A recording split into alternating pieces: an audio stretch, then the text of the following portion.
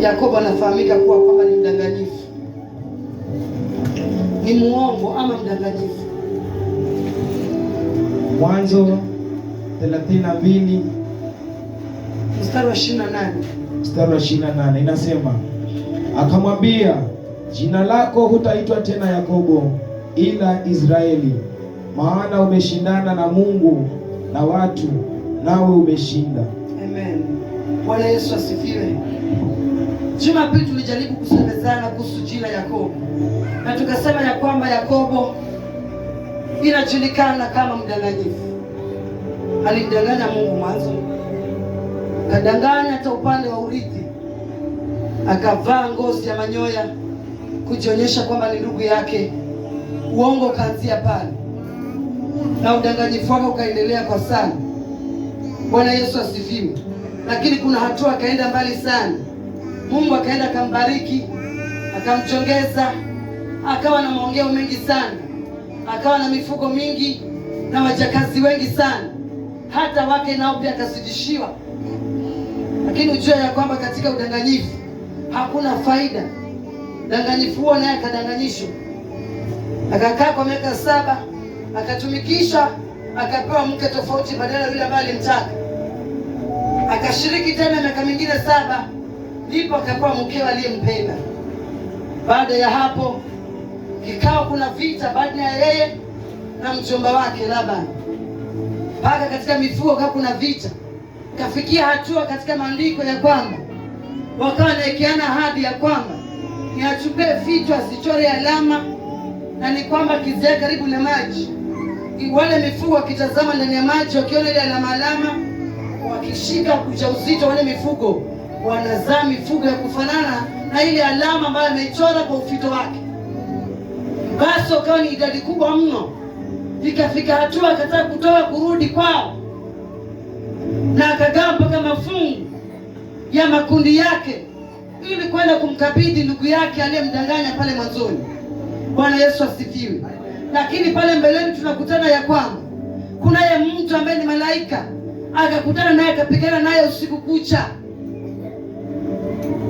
na alikuwa mshindani.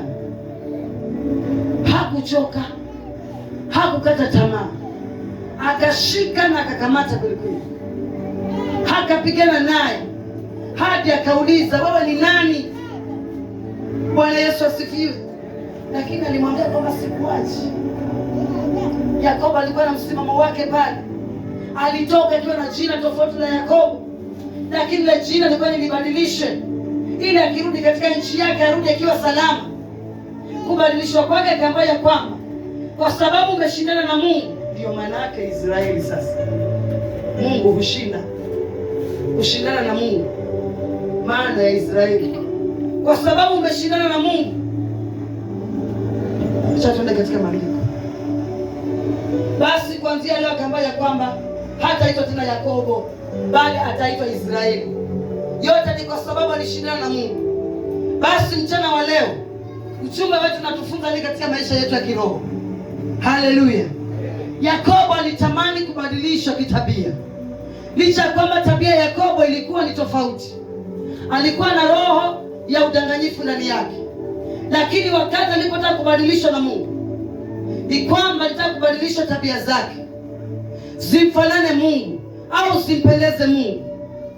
Aliposhikamana na yule mtu ambaye ni malaika, akapigana naye usiku kucha. Kuna kitu ambacho tunajifunza katika maisha ya kiroho, ya kwamba katikati ya vita vyako, hata viwe vikali namna gani, hata viwe vigumu namna gani, usiruhusu kukata tamaa kuingia katika maisha yako. Pambana hadi uone jina jipya limebadilishwa katika maisha yako. Pambana hadi uone kuna upya umepatikana katika maisha yako. Yakobo hakuchoka mpendo. Alijua ya kwamba kupitia kung'ang'ana huku kuna utu upya nitaupewa. Lazima nibadilishwe huo utu upya, na utaka sasa sitaacha hadi nione utu upya katika maisha yangu. Bwana Yesu asifiwe. Lakini walokole wa siku ya leo tunapambana pale mwanzo, vita vikizidi mpaka tunahofia na kuacha. Bwana Yesu asifiwe. Lakini Yakobo hakuacha usiku kucha, akaumizwa mguu, akatiwa alama na Mungu. ili amwachilie sasa na toroke vizuri. Katika verse 24 inasema ya kwamba Yakobo akakaa peke yake. Alikaa peke yake. Bwana Yesu asifiwe. Ili hata na mimi nikaweza kubadilishwa jina. Sitabadilishwa jina nikiwa katikati ya umati wa watu wengi. Sitabadilika tabia yangu kama niko katikati ya mazingira yasiyompendeza Mungu. Kuna viwango lazima nijitoe katika maisha yangu. Kuna sehemu lazima nijitenge, nijihoji, nijifanye kituo peke yangu. Mungu asikilize wingi wa idadi ya watu. Isipokuwa kwa ibada yake kama hii, Mungu yuko tayari usikie, kwa sababu inaitwa ibada ya kusanyiko. Lakini kuna vitu vingine ambavyo nitaka ukasema hitaji vibadilishe. Havibadilishi kwa mabaraza. Nikakati barazani nataka Mungu anibadilishie, haiwezekani. Nataka kubadilika ndio tabia mbaya bado niko nayo, siwezi nikabadilisha mapema. Yakobo alikuwa na wakezi. Wakezi ni wagomvi, kugombana kila wakati. Mara wamekosana. Bwana Yesu asifiwe. Akajua ya kwamba mara kikula chakula cha Raheli, Rebeka kuna kana lalamika. Akaona jitenge kituo peke yake, asikize Mungu atakachomwambia. Yakobo akakaa peke yake katika mstari wa 24. Na mtu mmoja akashindana naye mweleka hata alfajiri. Naye alipoona ya kuwa hamshini, alimgusa panapo uvungu wa paja lake. Akateguka uvungu wa paja la Yakobo, akateguka uvungu wa paja na Yakobo alipokuwa akishindana naye. Akasema, niache niende, maana kuna pambazuka. Akasema, sikuachi usiponibariki. Akamuuliza, jina lako ni nani? Akasema, Yakobo.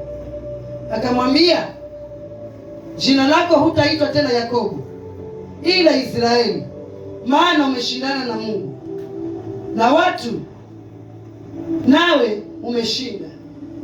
Alishindana na Mungu na watu, lakini kila hatua ushindi ukapatikana, kwa sababu alikuwa na msimamo na kile ambacho alikuwa anakifanya.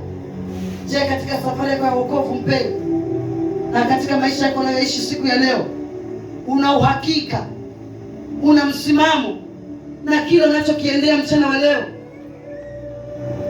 Yakobo alisema ya kwamba sikuachi, yaani hadi anavunja malaika na mtegua mkuu, lakini bado anamwambia sikuachi. Niache niende, ni malaika wewe anasema niache niende, maana kuna pambazuka, lakini anasema sikuachi. Jina lako ni nani? Jina langu ni Yakobo. Na akabadilisha jina masaa yale yale. Bwana Yesu asifiwe. Kuna vitu vingine wakati tunapokiri kwamba Yesu ni Bwana, tunaamua tazama sasa yamebadilika, yamekuwa mapya. Yakana yamekwisha pita, sasa yashakuwa mapya. Katika Wakorintho wa 2:5-17. Kuna vitu vya kale lazima vibadilishwe, na kubadilishwa kwako vivyo havibadilishwa katikati ya kundi mpendwa. Mpaka ujitenge, mpaka usikate tamaa, mpaka upambanie haki yako, ung'ang'ane katika kufanya usawa katika maisha ya mapenzi ya Mungu. Bwana Yesu asifiwe. Nataka kubarikiwa na kazi. Nataka fedha za utukufu wa Mungu. Sitaki fedha za kujichanganya, lakini pasipo kung'ang'ana sitazipata hizo fedha. Mpaka nipambanie haki yangu. Si kila fedha inayokuja katika wanadamu ni fedha kumpendeza Mungu. Zingine zimetoka njia tofauti tofauti. Lakini cha kumpendeza Mungu ni gani? Kile cha jasho lako mpendwa, hicho cha utukufu wa Mungu. Bidii ya Yakobo ilimfanya kutana na utukufu wa Mungu. Bidii ya Yakobo ilimfanya badilisho jina aitwa Israeli. Je, unataka Mungu akufanyie nini mchana wa leo? Ni kitu gani unataka Bwana kubadilisha mchana wa leo?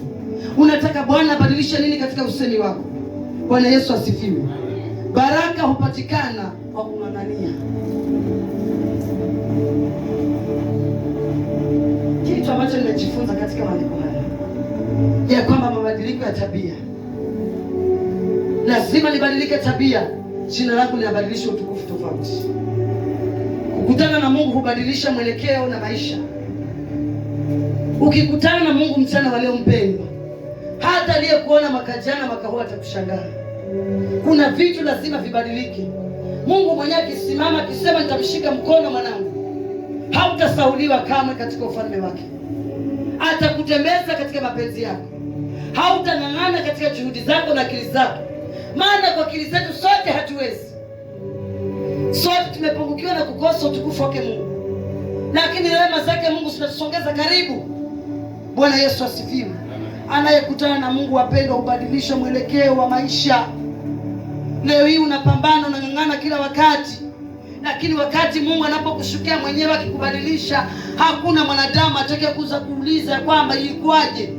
Kuna maswali mengine yanabaki hayana majibu, yanabaki hivyo, hata kiulizwa hata jibiwa. Bwana Yesu asifiwe. Baraka hupatikana kwa kung'ang'ania. Je, umeng'ang'ania kipi mchana wa leo? Ni kipi ambacho umeng'ang'ania hata Mungu aone ya kwamba kweli umepambana kung'ang'ania? Hakika hii nafsi kweli imetamani hiki. Kitu gani ambao unang'ang'ania mpendwa? Dhambi, maovu, masengenyo,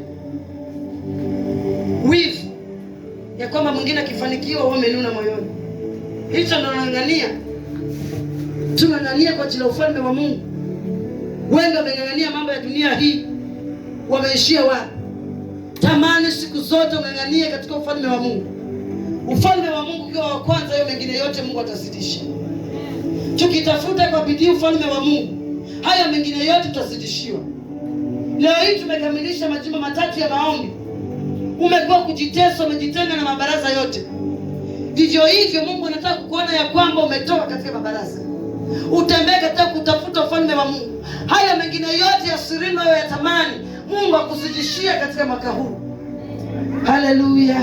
Lakini wengi wamekosa kutambua baraka zao zinakuja kwa njia gani. Hata wakati anang'ang'ana huko anajichanganya, baraka zinaondolewa. Anafikia sehemu ya baraka zake achukue, zinaondoka. Bwana Yesu asifiwe. Tamani sana baraka zako zikikuja ziwe za uhakika na za kudumu, zisiondoke katika nafasi ya maisha yako, kwa sababu za Mungu zinabaki kwa za Mungu na za mwanadamu zinabaki za mwanadamu. Amen. Bwana Yesu asifiwe. Wakati fulani Mungu akanipa maono ya kushangaza. Kati tunatembea katika nyika, hakuna kitu, ni ukiwa. Katembea katika sehemu nyingine, kuna wimbo niliuimba mpaka leo hii na wimbo kali mrefu, lakini natembea na hiyo njia tu. Kaenda katika shamba lingine, likati shamba kubwa, halina mwanzo wala mwisho, ina matunda kila aina. Nilipofika pale, nilikuwa na mtu mmoja tu mbele yangu, namsikia tu sauti, na pale atakapoweka mguuni kiweka wa kwangu, naenda namuona mbele yangu, lakini simuoni sura, lakini ananiongoza. Nilipofika pale shamba, sauti kanena, hapa sipo, bado si hapa, mpaka umalize hili shamba lote ndio utakuonyesha kwenye nakupeleka. Nikajiuliza ni nini hii? Bado naendelea kushindana. Tembea, tazama mbele, twende, maana hapa bado hujafika. Naonyesha jamii za watu zinafurahikia, zinashangilia, wanakula matunda kila aina, wanafurahikia. Umepaliliwa, hakuna hata manyasi marefu, lakini hapa sipo hapo. Twende. Kamba tazama juu. Nilipotazama juu nikaonyeshwa mfano wa ndege, hii aeroplane yapita na huko juu ya mawingu. Wasikia mgurumo wa ndege? Nikamwambia ndio. Tufuate huo mgurumo. Sasa kana tembea. Tayari ndio shamba nilipolimaliza, huko mbele kuna barabara sasa. Kule kwenye nilikuwa natembea kusudi kuna matunda, si kwangu, ninaomba siko niende huko, si la kwa wapi. Kwa hiyo napelekwa ni msitu wa manyasi ya hapa jamani. Manyasi yako hapa mzani. Yaani wewe mwenye aniongoza huko mbele akikanyaga na nitengenezea njia na mimi nipite nitembee. Nikaenda mpaka kufika mahali. Nikamwambia nasikia kiu. Nikamwambia nasikia kiu. Alama hapa ni jangwani, hakuna maji. Utavumilia katika kiu. Bado kidogo nafika kwenye nakupeleka. Nikavumilia katika kiu. Kiu inanikata, inanimaliza. Mwendo ni mrefu, bado tunaenda. Ndege ikapoteza mgurumo, ikaondoka. Ikawa ni sauti moja huko mbele. Siangalie huko, ni kwenda huko. Mguu ukiondoka na ikawa kwangu naenda. Mguu ukiondoka na ikawa kwangu ninaenda. Mpaka pale mahali kwenye nilifika. Nikaambiwa tazama mkono huo. Nikuonyesha kidimu kidogo kama hivi mkono wangu. nitakuwa nimekupa maji ya kunywa ndio kukupa. Lakini ile vile nilivyochuchumaa kupiga magoti mpaka nachota ile maji nitie kwa mdomo hivi. Macho yangu akafunguliwa. Sikutia ile maji kwa mdomo. Macho yangu akatolewa giza. Nikaona kundi kubwa la mifugo huko mbele yangu. Wengi wanapata hapa na huko cha wageni. Sauti kanena. Tayari huyu mtu alikuwa anaongoza mwanamke mbele yangu, sauti kajali sasa. Nilikuwa nimekuleta hapa sasa. Sasa chukua hili kundi, nitakuonyesha kule utakalolipeleka. Kila mara utakapofika nitakuelekeza unaacha ngapi hapo na kitu kusoma mimi. Maana ilikuwa marefu. Nikachukua taa, nikajikuta ninapanga linashuka, nikashika na mkono nikakata ufito. Nikachukua ufito nikabandika hapa. Na nikaanza baraka za Bwana huja pamoja na yeye. Tani kwa mchungaji huko malisho. Huko kukavu. Hayo manyasi ya hapa hayako green, yamekauka. Matunda ya kule ni matunda mengine yenye nishawahi kuyaona kule kwetu. Tunayaita chunguja. Kuna mti mwingine una miba mirefu kikudunga ni mchungu. Kuna matunda yake kama hajaiva yako green. Yakiiva yako red ama orange ama yellow. Sijui mazita tunakula wengine au nazitaje. Sisi kule kwa tunaita chunguja hizo vitu. Ziko chachu wakati mwingine. Wakati mwingine ziko sukari. Hiyo ukimeza utapata shida upande wa choo. Maana ni tembe kubwa hivi. Ni nyeupe ndani, unaweza ukaipasuka hata ile white yake ndani. Watu jizila sana mashambani kwetu. Sasa nikaonyesha kwamba kuna mchungaji mwenzangu mahali. Lakini ananiambia sasa huku hakuna hata matunda ya kukula, tunakula nini? Yeye akaenda kwa mtu wake akalaika, hakuna tatu. Mimi nikienda kwa mtu wangu akalaika umeiva mpaka orange. Na tuna matunda yangu ya jangwani na chama mkubwa wangu wa kichungaji. Naenda mkamia namwambia shika hizi. Umesionaje? Haoni. Matunda haya yamefikia mahali pa kutunda hayaoni. Na mtundia nikimpelekea ajisaidie na yeye asijakapata jangwani. Nikamwambia sasa mimi nimefika hatua nachukua kundi langu naenda kusindikiza. Maana macho yamefika. Kaanza kuchukua mifugo yangu. Kunywa maji yangu nikakunywa pale, nikabakisha hicho kijiko changu kidogo hapo nikaondoka. Kaenda nikaonyesha ni kuteremka mabonde na kupanda milima. Kuteremka mabonde na kupanda milima. Kila nikiteremka bonde nikipanda mlima na ambao hili kundi liache hapa na liache na lipunguza. Na songa mbele. Kila nikiteremka bonde mpaka nikipanda mlima huko chini bondeni ndio kuna green pastures. Ukipanda juu ni dry, hakuna chochote. Ndio naacha hayo makundi huko kwenye dry kuna neema ya Mungu. Huku kwenye nakuona kwa green, si kwa neema ya Mungu, si kwa mtaani kwa Mungu anambia, huku si kwako, huku utakuja tu kutafuta, lakini kwenyewe yuko juu milimani. Kumaanisha huduma hazipatikani huko kwa tambarare chini, ni huko. Nikasindikiza mpaka kundi la mwisho, nikaambia ile yenye limebakia, weka hapo ni lako. Na nikaanza kuimba huo wimbo, nikaamka nikiimba. Hapo nilianza kuchingana na kuchikemea. Mchungaji na nikajilani nikijikemea kama baba usitaki huduma za mchungaji. Maana hii huduma nilisema kwa mchungaji yeyote ataniambia hata ni huduma ya mchungaji. Amen. Na ndani Mungu iko wazi, hii hata naiambia nani? Sisemi na nani. Nasemea nani? Bishop akapiga simu akiwa nyumbani Malindi. Akaniambia Mombasa, kuna huduma Mungu amenifunulia kufungulia Malindi. Nikamwambia siji, Mombasa hajakubali. Mombasa hajanikubalia nikuje huko. Ameniambia nibaki huko. Mungu akabadilisha vitu hapo. Nataka nikwambie kwamba Mungu akishuka mwenyewe anabadilisha majira kupitia ushuhuda. Amen. Maisha yangu hayakuwa mazuri vile sana. Jamii yangu haikuwa nzuri sana vile. Hakuna hata nyumba kwa jamii. Ukipata nyumba kubwa, sema ni mlango mmoja kuingia tu na hapo ndo natoka na hapa. Hapo ndo bedroom, hapo ndo sitting room, hapo ndo kila kitu. Ndio nyumba hizo. Bado naendelea na yale maono na tafakari kwa akili zangu, sasa haya nitamwambia nani? Siku moja nikaenda kusemezana na mchungaji. Akaniambia sasa hapo nataka nikushauri. Na hata wewe mwenyewe unaibu niambie, wewe unaelewaje? Akanifunga mchungaji. Akaniambia sikutafsiri ono hata moja. Hapo yako wazi. Na mimi mwenyewe najua kabisa kwa sababu kinaogopa Mungu. Lakini sitaki mchungaji. Lakini Mungu akikutana na maisha yako, anabadilisha majira hata kama ni magumu. Hapo Makame kwenye hakuna nyumba ndio kuna jengwa nyumba. Hapo kwenye hakukaliwi na watu ndio kuna kaliwa na watu. Hapo kwenye hakuishi, hakuna biashara, hakuna kazi, ndio kazi zinafanyika. Ndio biashara zinafunguliwa. Ndio milango inaongezeka. Ndio uinjilisti unaendelea, ndio huduma zinazaliwa. Hapo kwenye mchungaji hapendi na kukataliwa na kudharauliwa, hapo ndio neema iko. Mungu akikutana na wewe anabadilisha majira. Haimaanishi umetoka wapi, haijalishi umetoka jamii ya maskini na gani, haijalishi umetoka katika fungu gani katika maisha yako. Usitazame kwa kwenye umechoka. Haya nani niambia nikubali mchungaji wa miaka hii. Ili akamitana na niambia kubali nani? Ukifikia mahali ufanye kama vile Paulo. Pastor Esther alijua kwamba kinaambia nitakataa 100%. Maana watu waliowaendea na kuomba mchungaji ni kwa chini. Walimgeuka. Pastor ukiniambia wokovu hata kanisani kesho siji.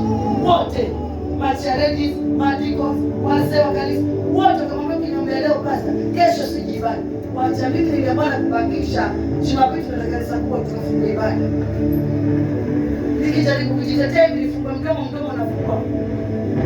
Na ulifunga sikutamka mpaka maliza maombi. Mpaka leo hii Yesu ni Bwana. Lakini jina langu haliko tena vile nilianza. Miaka ya kule nyuma na sasa ni tofauti sana. Miaka ya kwamba unaliwa na nzige na madumani. Unapata mshahara ukiutia hapa ni kama mfuko umetoboka. Unamwagika tunapokusika unaenda. Majira ya kukutana na Mungu yanabadilisha.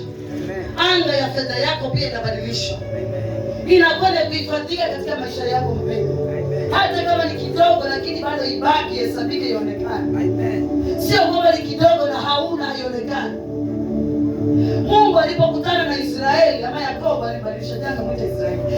Ukibadilisha ni kumaanisha kwamba hata kuongea kwako kunabadilishwa. Hata maisha yako unayoishi mpendwa kama na kung'ang'ana na badilishwa. Kule kwa kulia na kuombaomba kunatolewa kunakuwa kitu kipya. Kule kwa kung'ang'ana kunatolewa kunabadilishwa kunakuwa ni furaha na amani. Bwana Yesu asifiwe. Ni kipi Mungu asitoweza kutenda kwako mpendwa mchana? Unalia hujui utaanzia wapi. Lakini nataka nikwambie ya kwamba huyu Mungu aliyebadilisha Israeli chini, bado na sisi anabadilisha mtu. Aliyebadilisha huduma za wenzetu majina, akazipa majina ndiyo bora, akawapa watu kusimama na wao. Ndio huyo Mungu hii madhabahu bado anaishi. Amen. Huyo Mungu anaweza kusimamisha huduma ikafika mbali. Huyo Mungu bado tunamwabudu mchana wa leo. Anaweza kubadilisha majira ya huduma hii. Amen. Kitu gani mpendo nasema ya kwamba kiwezekana? Siko miongoni mwa wasitao kama vile neno la Mungu linasema. Hata na mimi siko kwa wale kusita kwa imani, je, pastor ataweza kweli? Siko. Kwa sababu ndani Mungu alinitoa. Na akaniambia huku kwa amani na furaha, tambarani kwa matuka mazuri. Si kwangu. Kuna wenyewe tayari wale utangulia mbele yao. Kwangu ni kwa kwenda kupasua mama utoe maji na kwangu neema yangu inatosha. Lakini ukipasuliwa ukishatoa maji pale, ukibarikiwa hiyo neema ya pale ni kubwa. Na utukufu ule wa mwisho unakuwa mkubwa kuliko ule wa mwanzo. Amen. Amini katika hilo neno siku ya leo. Amen. Ya kwamba kila hatua lazima uangalie kilicho chako mpendwa. Usinyamaze kimya katika mwaka huu mpendwa. Angalia kilicho chako katika moyo wako wa ndani. Mungu atakiregesha kama kilienda kwa miaka mingapi. Mungu anarudisha na kile ambacho kilifichwa katika siri. Tukafika mwaka fulani tukaambia kwamba tuombea zina zetu za sirini mahali hapo. Tulipoongea zina za siri nikashangaa ya kwamba nimepewa jiwe kubwa sana na dhahabu, lakini kuna mtu anakula jiwe langu. Nilipojitambua mimi ni nani, nikamwambia shetani, jiwe langu halitaliwa tena kwa siku mbili. Sio umeniambia na zina za siri zitafunuliwa, basi zikifunuliwa na ziwe zangu sio za adui ile nazo. Jiwe kubwa la dhahabu kama size ya mattress kubwa vile. Halafu adui ameenda kuiweka kwa milango 7 na alifunga makufu. Na nikamwambia nikupeleke Sipora. Wewe peke yako unaweza kufunga zile kufunga. Kufika mahali inaonyesha njia mbili.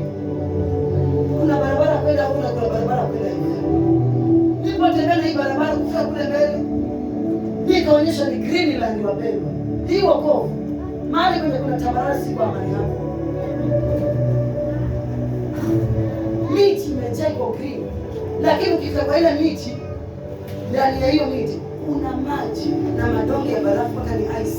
Ukigusa hivi ni ice. Lakini hakuna barabara, imeishia pale pale. Utafukaje kwa kofia kule? Baraka zitende kule, lakini kuna maji. Na hiyo barafu imejaa hivi. Lakini miti iko green. Ukiangalia tunasema ni miti. Tembea ukatembea. Ukifika huko ni barafu tu. Nikaulizwa, umeona huko? Umeona vile kuna fanani? Kuna watu hivyo hivyo vipofu wanapita, watatembea waenda tukiwa kufa. Geuka mwanangu, nimesha jana. Nikageuzwa, nikashika ya huku. Nikaenda ya huku. Kwenda ya huku sasa. Huko ndio niliambiwa nataka nikuonyeshe yule mtu mwenye huwa anakuja kivunja dhahabu yako, kila akiuza kipata fedha. Wewe fedha zako usioni, mwenzako anatajirika tu. Nikamwambia Mungu asante, maana nyota yangu sasa nimechukua mwenyewe. Nikaenda. Kufika kwa mahali. Nikaambia vile nimekuonyesha ni hapa. Ufanye hivi maana nakuona tayari kwenye huko. Naonyesha mzee mwingine amevaa kanzu ndefu na kofia amefunika. Mtu na nafasi zake na heshima zake. Hapo juu ya mlima mbali ananiona mpaka chenye nafanya pale. Nikakuwa tu jiwe tukasaizi kadogo. Nikavuta kile kwanza, nikafungua kwa kwanza, nikahesabu 1, 2, 3 mpaka mlango wa 7. Nilipovuta hiyo ndio unaona hapo chini. Unaona nini? Naona jiwe la dhahabu. Unaliona? Hilo ni lako, nilichukua ndio nani. Ndipo nigusa ile jiwe kwa kanalo hivi, huyo mtu ameniona na kuja na kishindo. Ana kishindo kiasi cha kwamba huwezi stahili ukakaa pale. Sauti naambia fanya hii, naondoka. Nikatoroka na baraka zangu. Kaonyesha njia nyingine kupanda. Kufika huko ni jangwani. Ni mipapai peke yake. Ndio iko kwa hiyo shamba. Mapapai ya kuiva najua hata yaipo kwa wakati wake. Lakini huko ndio wanashangilia na ngoja Zipora tokezee hapo mahali. Nilipotokezea na baraka tele hiyo. Nikaonyesha naomba hilo kundi lote kupata amani. Hivi sauti iko nyuma ya adui yake. Ni nani amekufunulia uone ile hazina ya siri? Na kwa nini umechukua lile jiwe la utajiri wangu? Akaja kivita tupigane. Sikuvipigana mimi wapendwa, kwa sababu kulikuwa na mtu anayeniongoza. Tulipopambana kupigana, tukapigana vita nikamshinda. Alipokufa akachimba kaburi akazikwa. Nilipoamka nikamwambia Mungu, si mimi na wewe na sitaka hizi. Kumbe kuna mtu anaenda kichokora tu. Mapembe hajafikisha makubwa. Anagonga hapa kando, anaenda nauza, anatajirika. Hivi ni vingapi itakuwa katika maisha yako vimechukuliwa mpendo? Na hata una habari na siku ya leo. Ni vingapi vimefichwa kusimu, vinashirikishwa na watu wengine? Neema ulionayo ya uchungaji ama ya huduma yako inatawala na wachungaji wengine tu. Wewe ujitambui tu huko tu. Mama wewe ni wa neema, mzee wewe ni wa neema, kijana wewe ni wa neema, lakini neema inachezewa tu na kijibabu kule mtaani. Nikamwambia Mungu, vile umefurahia wote ya washirika wangu hawatakuchagulia. Hautafunga, watakuwa watu wa Mungu Yesu. Dhahabu. Nyota hiyo. Vile ambavyo maisha yetu yanafichwa. Tena kwenye maji chini. Ufungue gonge bahari ya sama vile watu wanashuhudia wanasema hiyo ni nguvu. Lakini Mungu akanipa uwezo na mamlaka. Sasa ni Mungu mwenye uwezo, si mimi mwanadamu. Na tangu nilipovunja hiyo dira hakujawa rahisi kama. Vita vimekuwa vikiinua kila upande. Lakini kitu kinachonipa moyo ni Mungu akiingia katika maisha ya wanadamu anabadilisha. Hata kama uliziwa kuzimu wanadamu, hata kama ulifunikwa jina lako sahihi alijulikana, hata watu wakika vikao hawakushirikishi. Ukifiwa unaenda kuonyesha makaburi tu huko hiyo na matanga. Harusi unafanya kusikia na jirani. Kuna harusi ya Penina, wewe haumo kwa hiyo kuchana. Wanasema hata tukimwambia hata jana maana hana pesa. Wamekuzoea wewe ndio hauna. Wote Bwana badilishe majina mchana. Wewe ndio kufundisha watoto wako. Ikifika wiki ya pili tena umerudishwa nyumbani na kadi bwana. Hauna siku. Huyu Mungu wa fedha na dhahabu yuko wapi kwa maisha yetu? Abadilishe hayo majina yetu na sisi tuhesabiwe haki. Amen. Tulipookoka tulipookoka tumepata vyote kwa Yesu. Basi hivyo vyote tuvione katika maisha yetu na Mungu wa Mungu. Bwana Yesu asifiwe. Mungu atupe hifadhi ya maisha yetu wapendwa, maisha yetu yasinang'ane. Katika mwaka huu ni ombi la kwamba neema ambayo tumeanza nayo Januari tufike nayo Disemba. Na chochote ambacho tumepanga ratiba ya kwamba Mungu nataka nifanyiwe ABCD kitimie kwa jina la Yesu. Hata kama kwa miaka mingi kitafanikiwa, kwa mwaka huu Mungu atukumbuke na kututimia. Amen. Iwe ni kwa huduma, iwe ni kwa madhabahu, iwe ni kwa wokovu wako, iwe ni kwa usema mwenyewe vile ulivyo, na mama vile ulivyo, ujana wako vile ulivyo, watoto wako, kazi ya mikono yako, biashara yako, ombi lako litimie kwa jina la Yesu Kristo. Simama kwa miguu yako. Usichoke na usikate tamaa.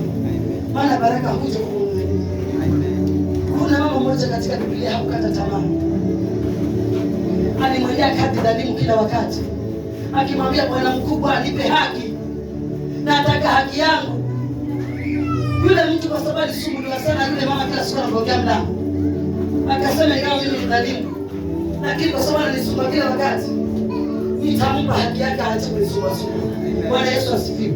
Na hata Mungu wetu kwetu kinang'ana, atasema ni nani anasumbua mwili yangu kila siku? Ni nani anasumbua moyo wangu kila siku? Hata na mimi wote nimpe haki atulie. Kama Kadhi dhalimu iliwezekana, hata kwetu inawezekana kubadilishwa kwa maisha yetu. Ni kipi ambacho umetaka Mungu akufanyie mchana wa leo? Nilia tu moyo wako mbele za Bwana.